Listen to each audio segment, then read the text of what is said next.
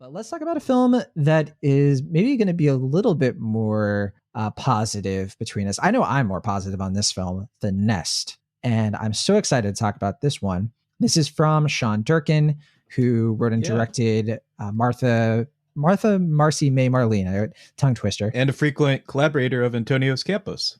Yeah, and it's kind of interesting. They have competing films this week, and Yeah. this one is from IFC. And I have to say, it's been a long time. I've been wanting some Sean Durkin movie magic for. I feels like has it been 9 years? I think, yeah, 2011. Well, that said, his new film is kind of similar in some ways. We have another film where a blonde woman is married to a British guy. I guess that's where the similarities mostly kind of end. Although both films, what they have in common is they are a lot about homes and the buildings we inhabit and what our family culture informs about us and how it shapes us and different things like that. So let's talk about this. This movie stars Jude Law as a British man who now lives in America, which I guess we could say with Sean Durkin is sort of biographical, similar to the side character in his previous film, where because I think Sean Durkin himself, like he was born in Canada and then he lived in England and then he moved to New York. That's kind of why his films tend to share a lot of DNA between New York and England. In this case, Jude Law is the stepfather of Carrie Coon's daughter, teenage daughter, and then the biological father of their child together. And they live this kind of a fascinating life, or fascinating from the outside. It looks like they're very happy. They have a nice house. He is a like finance broker. She is a horse trainer, kind of has this nice equestrian lifestyle. But then he decides that no, we have to move to England because it's the late 1980s and there's a lot of financial opportunity there. He kind of describes their current situation as a bit dried up. Now, Carrie Coon is pretty hesitant about this. They've moved a lot in the last 10 years, but she goes along with it. And they get into this weird mansion that feels way too big for them, very uncomfortable. And then we start to navigate some of the actual problems behind this family life, the ones that are bubbling under the surface. We don't see them at first. And ultimately, this is a film that kind of starts with this is the Jude Law movie. He is in power and control of this movie. But like the characters, Carrie Coon becomes the film's centerpiece and really takes over. So I want to start with you, Will Ashton. The Nest. I know you just watched this. I'm excited to hear what you have to say about this one because I think it sounds like you're a fan of the filmmaker as well. Yeah. No, I'm a fan of both theirs. I think there's a third one, Josh Men. They have a company. I think it's like Borderline Films that they make, like, and they're very collaborative with each other's films. So like you said, it's very strange for me to talk about these films back to back in that sense, as though they might be competing. But as far as the filmmaker himself, yeah, I'm a big fan of Martha Marcy May Marlene, and I was really looking forward to this when they announced it at Sundance. I remember when you went and you were like just talking about some of the films that would be playing. You were like, hey, have you heard anything? And I was like, hey, you should check out The Nest. Like, this is like a big one. I guess for some reason you didn't get a chance to see it. It was a hot commodity. I wasn't able to catch the screening. Well, that makes sense. Everyone wants to check out the new Jude Law pick, which, is understandable for many respects. And I think it was more about Durkin because of his history with Sundance. I think people were expecting this to be really good. Yeah. And I mean, I don't know if it attracted as much buzz as I anticipated, but no, I do agree with you that the film itself, like, I think not only is this maybe as good as Martha Marcy May Marlene, it might even be a little bit better just because it is a little bit more confident and it does continue those themes that you're talking about, but in a way that does feel a little bit more settled and a little bit more like in tune with what he's trying to say. And I do think that what really impressed me is that like the story itself is rather straightforward. Like if you just like kind of broke it down and like a like kind of traditional, like this is what happens, this is what happens. It's a fairly, maybe not conventional, but fairly, expected sort of turn of events, but the execution of it has this kind of like lo-fi horror vibe to it throughout.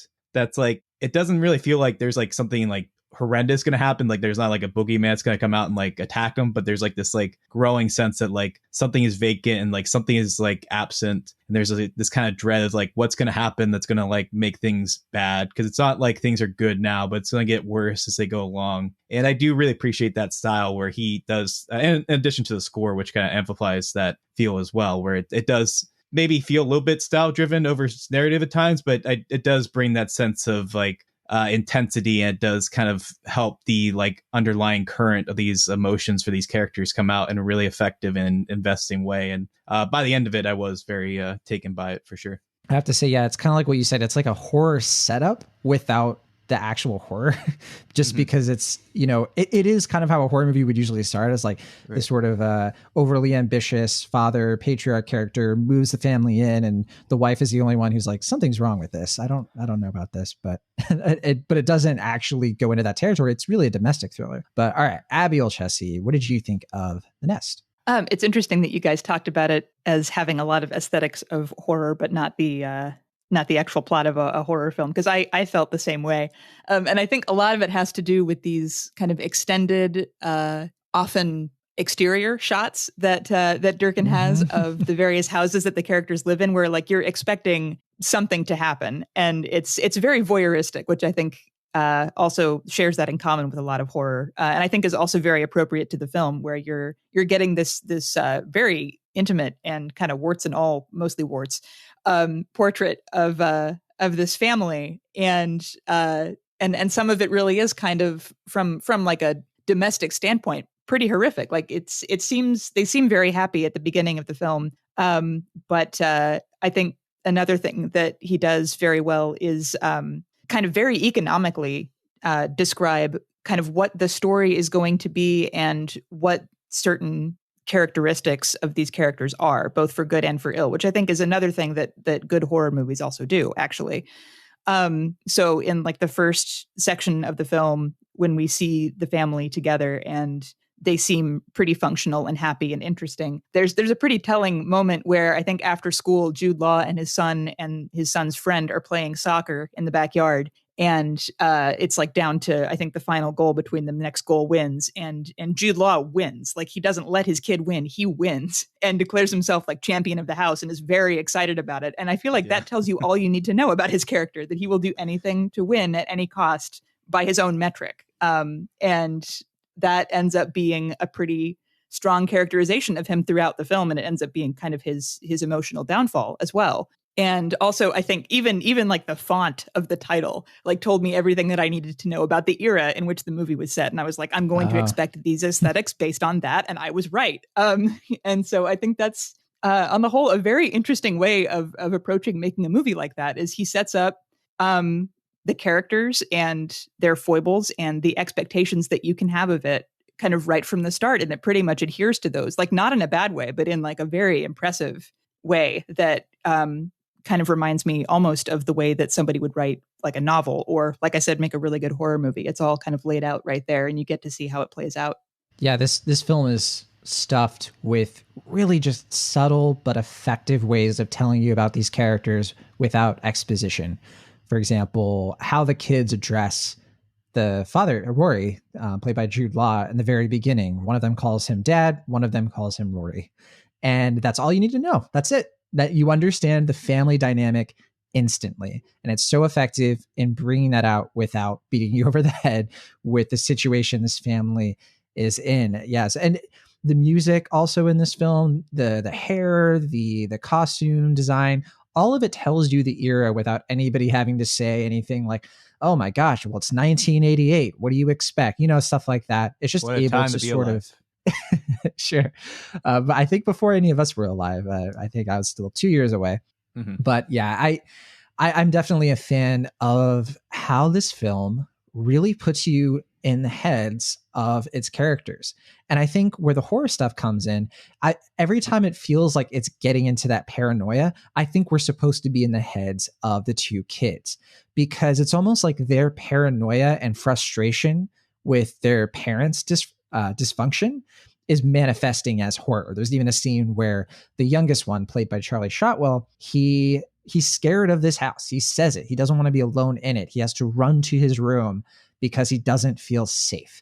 And it seems like the horror that he's seeing it's not literal, but he is feeling scared of what's going on with the parents, because he knows they're fighting. He knows that they are coming apart due to the deceptions of Jude Law. And it's sort of a little treatise on how family life from the child's perspective can be scary. I do want to say this film, it's so weird because the plot is very simple. It's a simple story. You can kind of see where it's going. And yet, for some weird reason, it's still so effective. I think on the weight of the filmmaking and the performances here. I think that Jude Law and Carrie Coon, I'm so excited to see Carrie Coon really being given her due. This is an actor who you might not have realized it, but she was one of the sort of bit villains in Avengers Endgame, right? But she's been in so many good things, from like Gone Girl and oh gosh, what was she was a side character in a film Who's Afraid of Virginia Woolf, was that it? Oh, that was on the stage though, I should say. But then also Fargo. I know a lot of people. Yeah, I was gonna say season 3 of Fargo was a big one, and then The Leftovers on HBO. Yeah, I was also thinking of Widows and The Post, and she's never in like center stage, but I think she's an actor who deserves to be, because considering she is extremely good, and I think this film will hopefully raise her profile in a lot of good ways. But yeah, Will, what did you think of Carrie Coon in this, Jude Law, these performances in general? Yeah, I mean, I think they're both very good. My only complaint would be that I think there isn't maybe enough time with Carrie Coon. Like, I think I wanted to know more about her character as a person. Like, it kind of felt like her escalation was kind of happening a lot like away from the screen. And I kind of wanted to spend more time with her because she is such a kind of more like inward character where like the emotions are kind of bubbling out over time. Whereas like Jude Law, like he just like says everything bluntly. So it felt like I kind of wanted more time like spent with her and maybe less with Jude Law, even though I do think Jude Law is very good in this. Like, I kind of wanted to see more of her like progression to like the end point and get to know more about her as a person. Interesting. But as far as the performance itself, I thought it was very good. I want to jump on that and see what you think, Abby, because I actually think we do get to know her quite a bit, or at least I did, but not through a lot of like, dialogue, but through her actions. I learned so much about who this person is through the way that she through her facial expressions, the way when she realizes something Jude Law's character said is a complete farce, to when she is vindictive and passive aggressive toward him. And particularly at the end of the movie, I don't know, I felt like I did get to know this character, but I guess in a different way. I mean, I do get to know her, but like I just felt like there's more time we could have spent where we like kind of see that progression. But I do agree. Yeah, I think I would agree a little bit with both of you, I think, in that I think that there are a lot of things that tell us about her character on kind of a deeper level. I think it's really telling the fact that she has like actual cash squirreled away somewhere in the house, which at the time when you see it the first time, I thought of it as like she's trying to escape. But really, I think that's more of a survival tactic that I think the more you learn about her character, the more you realize that that was something that she had to do at a specific point in her life that she's never stopped doing, which I think is a fascinating little insight. But I also think that it feels like some of her character escalation happens fairly suddenly with a like centered on a very specific event that occurs that is kind of sad, but also emblematic of other things that are going on in her life. And I feel like it kind of escalates very quickly from there. But for the most part, I thought it was pretty well balanced. And I think it focuses on her a pretty fair amount of the time. I feel like both she and Jude Law get sort of an equal amount of character exploration. I think what I might have liked to have seen a little bit more, John, especially since you mentioned kind of having it be sort of an existential horror movie kind of on the part of the kids, is seeing a little bit more of them, especially since the daughter has kind of a negative character progression that ends up taking a pretty significant chunk of the end of the film. I would have liked to have seen a little bit more of kind of what their experiences might have been apart from their parents. Yeah, I would have liked more of her in the film, if only so we could keep listening to her taste in music. That's pretty strong. But what would you say, Will? Yeah, I mean, I was actually kind of surprised that we didn't spend more time with the son, because it felt like the son was meant to be somewhat autobiographical for the filmmaker. I don't know if this is meant to be an autobiographical film, but like you were saying before, like that like kind of like displacement that the character feels throughout, where he doesn't really feel like comfortable at school. He doesn't feel comfortable in this new house and stuff. And I felt like we got, obviously we got enough that I feel like we get the picture here, but like I do kind of feel like their stories, both the son and the daughter, were kind of put to the side at different points of the film as well, in a way that like I don't think it's ineffective, but I do kind of want to know more about their story as well. And I felt like the only thing I'm really asking this movie is more, so I don't think that's a bad thing altogether. It's a good thing, yeah. Yeah. Yeah, I want to say that I thought the sibling dynamic actually was pretty spot on in my perspective, as somebody who had when my older sister was a more of a teenager and I wasn't quite yet. That tension, but that's still like you feel drawn to them, you feel safe around them because they're the only person close to your age to help you sort of navigate how complicated life is becoming, but they shut you out because you're a teenager and they don't want you around. And but at the same time they still love you, and that still comes out once in a while. It's not like the sibling totally hates you. I thought that was actually a pretty subtle thing, and I do agree with both of you that yeah, it does feel like the sister's perspective was a little muffled at times, or maybe it had been cut out where it could have been a little bit more effective or a little bit more part of the ongoing narrative.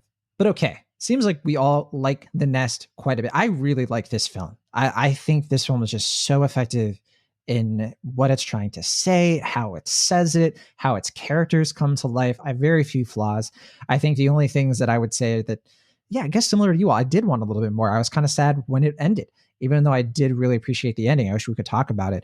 I thought the ending kind of floored me a bit, but I guess we can say our final thought on it and wrap it up with a grade. We can start with you, Abby Olchesky, The Nest. How would you grade this one? And yeah, what else would you add that we haven't brought up already? I want to note that I've started to like the movie even more just by talking to both of you about it and kind of unpacking it stylistically.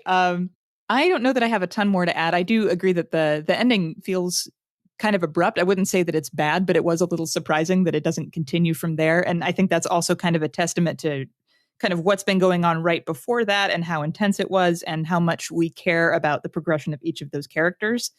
I feel like Jude Law especially is kind of at a point, kind of like The Devil All the Time, actually, where you're not sure what's going to happen next, but he seems like he might be at the point of some significant growth. I think I would probably give this a like high B plus or low A minus. The only thing that's keeping me from giving it like a solid high grade is that it is so subtle. And I think if you go into it expecting a really intense and kind of forward momentum drama, that's not what you're going to get. And I don't think that's necessarily disappointing. It's just, it's a little hard to kind of wrap your head around how exactly you feel about it. So I think I'll go with an A minus. All right, A minus from Abby. What about you, Will?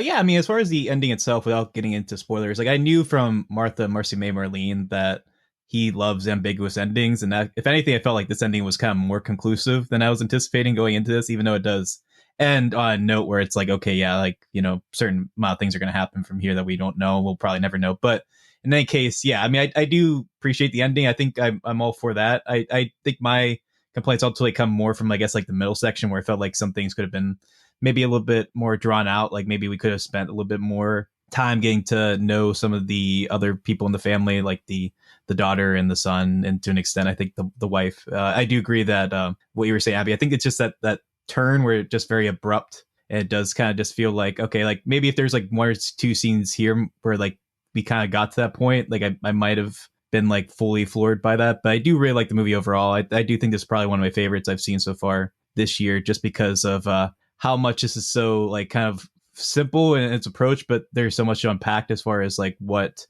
Sean Durkin is doing stylistically and how he is approaching the narrative in a subtle yet very specific sort of way, that I just felt like a very well-rounded, good film. And like I said before, all I'm really asking is more. So that's not a bad place to leave a film as far as like, you know, like appreciating what you got, but just like, if anything, just kind of wanting more time with these characters and getting more time with their lives and getting to know them deeper level. So yeah, I'm a very high B plus on this one, and I liked it a good bit. All right, so high B plus from Will. I'm a very high A minus, almost an A. And I think the reason this film just really got to me, and I promise I'm not going to be this positive the whole show, but I guess we only have one movie left. But I just see this as a really effective cautionary tale.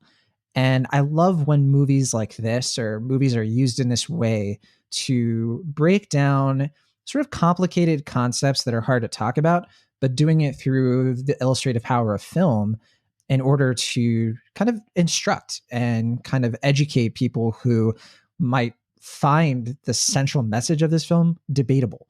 And I think that central message is about how the way, like, this character, this Jude Law character, is not very different from a lot of people I know. And it's not very different from like my own shortcomings as a person. And I think people should watch this movie and be honest about how much they have in common with this Jude Law character. They may not be the extreme of it.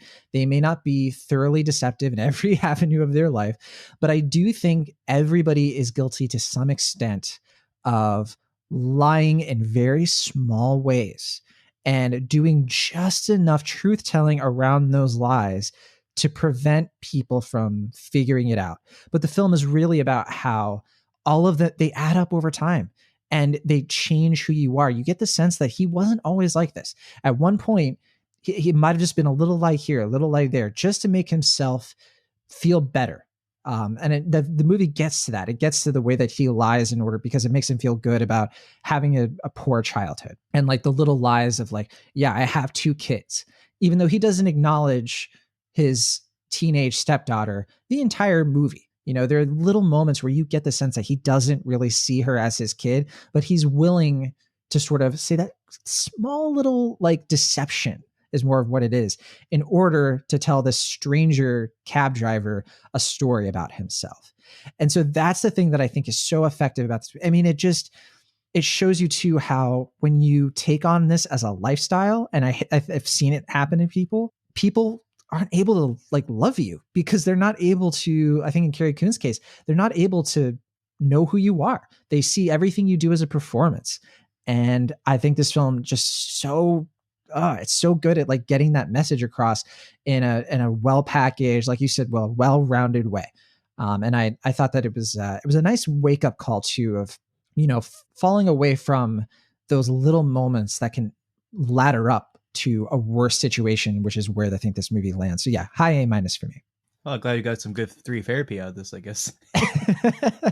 Right. I shouldn't say that I'm like the Jude Law character in any way, but like I said, I think that everybody to some extent can sort of relate with, you know, like little white lies. But then I thought this was a helpful reminder of like, yeah, you really have to watch that.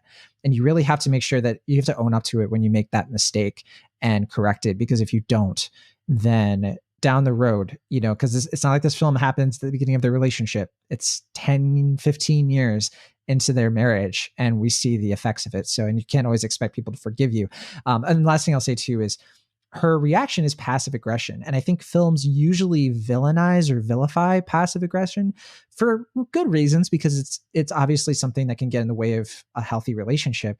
But I have, like, when that has come up in movies before, I have thought to myself, you know, sometimes it is justified. And sometimes, even though what the person is doing in that situation isn't best for the relationship, it is a reaction. It is a reasonable reaction to something else that is wrong in the relationship. So I did appreciate that Durkin is trying to show you the nuances of that sort of dynamic of the person who feels like there's nothing else I can do but be passive aggressive. Because when I am blunt, when I am saying exactly what's wrong, that's not creating growth in this Jude Law character. To say a term that you used, Abby, I think his growth comes from certain things that she has to do to really wake him up. So yeah, that's how I feel about The Nest.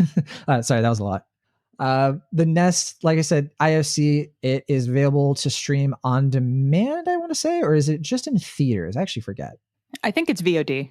Okay. Well, I think it's either way. I think it's in theaters now, and then it goes on VOD in October, I believe, was what the deal was. Okay, yeah. I can't keep it straight. Yeah, it seems every movie has like a totally different thing. So if that's the case, I'd say don't see this in a theater necessarily, just because I don't think the risk. That's just my personal opinion. Just wait. I think it's definitely worth renting or blind buying on video on demand, however you prefer to do that. I just looked up. It's November 17th. It's when it's on VOD. So you gotta wait a while to wait, I guess.